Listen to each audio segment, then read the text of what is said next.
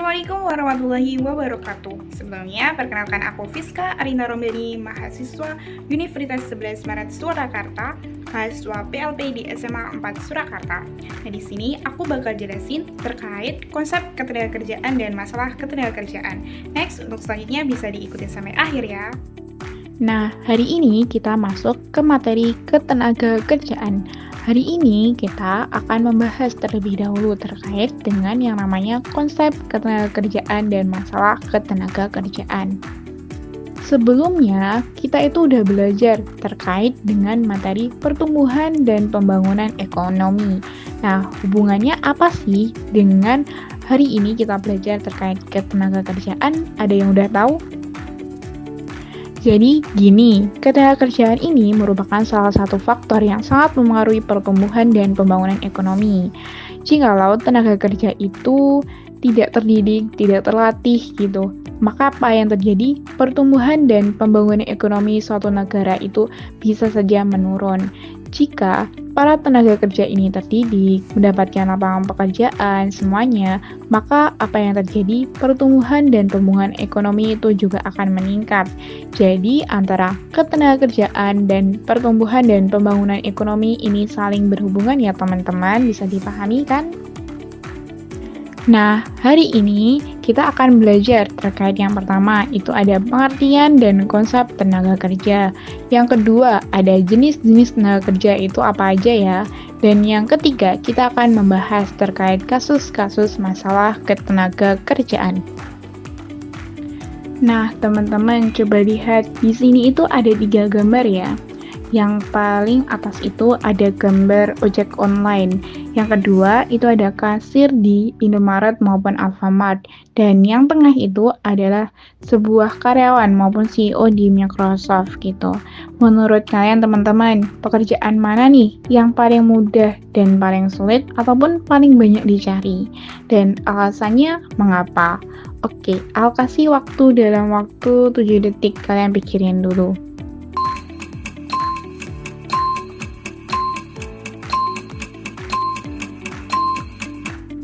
Oke, jadi udah dipikirin ya sama teman-teman mana yang paling mudah, paling sulit, maupun paling banyak dicari.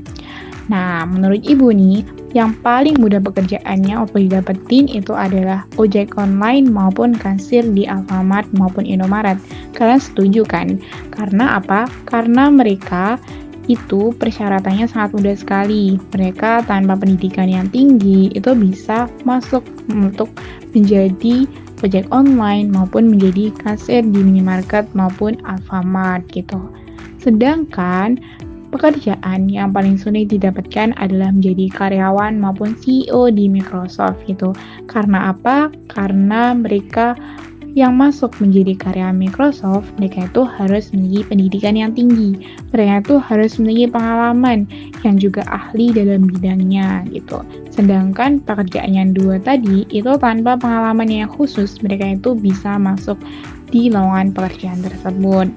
Nah, kalau yang paling banyak dicari itu adalah menjadi karyawan Microsoft. Karena apa? Karena mereka itu mendapatkan gaji yang lebih tinggi dengan tingkat kenyamanan dalam pekerjaannya pun juga sangat oke banget gitu untuk dimilikin. Jadi teman-teman paham kan maksudnya? Dan semua itu membahas terkait dengan ketenaga kerjaan seorang tenaga kerja gitu. Bisa dipahami ya teman-teman? Nah, apa sih bedanya ketenaga kerjaan dan juga tenaga kerja? Ada yang udah tahu? Jadi, ketenagakerjaan adalah segala hal yang berhubungan dengan tenaga kerja pada waktu sebelum, selama, dan sesudah masa kerja. Sedangkan, tenaga kerja adalah setiap orang yang mampu melakukan pekerjaan guna menghasilkan barang maupun jasa, baik untuk memenuhi kebutuhan dirinya sendiri maupun untuk masyarakat umum. Jadi bisa dipahami ya. Nah, lanjut ke jenis-jenis tenaga kerja. Jenis-jenis tenaga kerja ini ada apa sih? Jenis-jenis tenaga kerja ini dibagi menjadi 3. Yang pertama, itu ada tenaga kerja terdidik. Adalah para tenaga kerja yang punya pendidikan yang tinggi, sehingga ahli dalam bidangnya. Mereka biasanya melalui pendidikan formal, mulai dari TK sampai lanjut ke S1, sampai lanjut ke S2, maupun diploma 1, diploma 3. Contohnya seperti apa sih? Contohnya adalah para dokter, guru, dan para akuntan. Lanjut, yang kedua ada tenaga kerja terlatih. Adalah para tenaga kerja yang memiliki keahlian dalam bidang tertentu karena pengalaman kerja. Jadi, para tenaga kerja ini itu harus melalui kursus maupun pelatihan-pelatihan khusus. Contohnya seperti apa? Contohnya seperti sopir, seperti montir, dan para tukang jahit. Lanjut, yang ketiga atau yang terakhir itu ada tenaga kerja tidak terlatih dan tidak terdidik. Maksudnya gimana sih? Maksudnya adalah para tenaga kerja yang tidak memerlukan pendidikan atau pelatihan yang khusus. Contohnya seperti buruh cuci, kuli panggul, dan kuli bangunan. Mereka itu tidak memerlukan pendidikan maupun keahlian yang khusus untuk mendapatkan pekerjaan tersebut. Jadi, mereka masuk ke dalam kategori jenis tenaga kerja tidak terlatih maupun tidak terdidik. Jadi, bisa dipahami ya, ketiga jenis tenaga kerja tersebut. Nah, lanjut kita masuk ke kesempatan kerja. Jadi, kesempatan kerja itu apa sih? Kesempatan kerja adalah keadaan yang menggambarkan tersedianya lapangan kerja yang siap diisi oleh para pencari kerja maupun si tenaga kerja. Nah, kita masuk ke struktur penduduk negara. Struktur penduduk negara itu yang pertama dibagi menjadi dua, yaitu penduduk usia kerja dan penduduk bukan usia kerja. Nah, bedanya apa sih antara kedua kelompok ini? Yang pertama, penduduk usia kerja itu adalah mereka penduduk yang dianggap mampu untuk bekerja. Biasanya usianya di rentang 15 sampai 64 tahun. Sedangkan penduduk bukan usia kerja adalah penduduk yang dianggap tidak mampu untuk bekerja. Biasanya usianya itu kurang dari 15 tahun dan di atas 64 tahun. Contohnya seperti bayi maupun anak-anak itu kan di bawah 15 tahun. Sedangkan mereka nenek-nenek maupun kakek itu masuk lanjut usia, biasanya di atas 64 tahun. Jadi, mereka termasuk ke dalam kelompok penduduk bukan usia kerja. Selanjutnya, untuk kelompok usia kerja ini dibagi menjadi dua lagi di dalamnya, yaitu kelompok angkatan kerja dan kelompok bukan angkatan kerja. Nah, bedanya apa sih antara kedua kelompok ini?